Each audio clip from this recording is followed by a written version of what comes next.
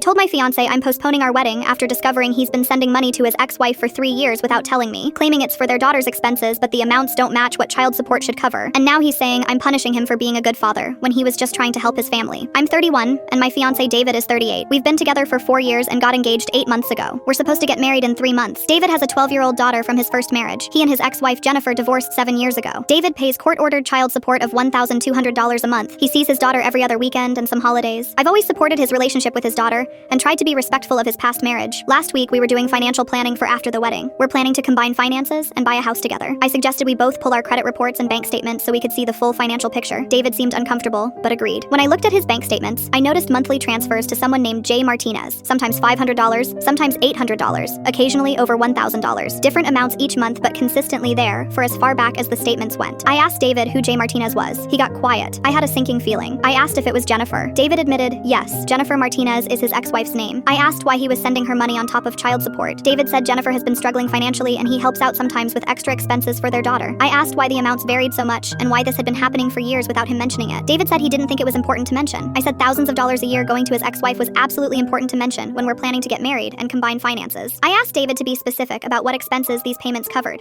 He said things like school supplies, clothes, extracurriculars, medical copays. I said those things should be covered by child support or split 50-50 according to their divorce agreement. David said Jennifer can't always afford her half. I asked why that was his problem to solve beyond what the court ordered. David said he can't let his daughter go without things she needs just because Jennifer is struggling. I asked if Jennifer had a job. David said she works part-time but doesn't make much. I asked if she tried to get a better job or if she'd requested more child support through the courts. David said she's doing her best and he didn't want to make her life harder. I looked at the amounts more carefully. Over the past year alone, David had sent Jennifer an additional $8,000 on top of his $14,400 in child support. I asked if Jennifer had receipts or proof these payments went to their daughter's expenses. David said he trusted Jennifer. I said that was nice, but I didn't trust Jennifer with our money. David said it wasn't our money yet, it was his money to do with as he pleased. I said once we're married, it would be our money, and I needed to know this would stop. David said he couldn't promise that because his daughter's needs come first. I said his daughter's needs are covered by child support, and anything beyond that should be discussed with me. David said I was being controlling and trying to come between him and his daughter. I said I wasn't coming between anyone. I was questioning why his ex-wife was getting thousands of dollars a year with no accountability. I told David I wanted to postpone the wedding until we could sort this out. David was shocked. He said I was overreacting. I said I wasn't going to marry someone who had a secret financial arrangement with his ex-wife. David said it wasn't secret. He just hadn't mentioned it. I said not mentioning thousands of dollars in yearly expenses is the definition of keeping it secret. David's mother called me and said I was being unreasonable. She said David is just trying to be a good father. I said being a good father doesn't require secretly funding his ex-wife. My best friend thinks I'm right to postpone. My mom thinks I'm overreacting and that David's heart is in the right place. My sister who's divorced thinks this is a red flag. David says if I loved him, I'd trust his judgment about supporting his daughter. I say if he respected me, he would have been honest about this from the beginning.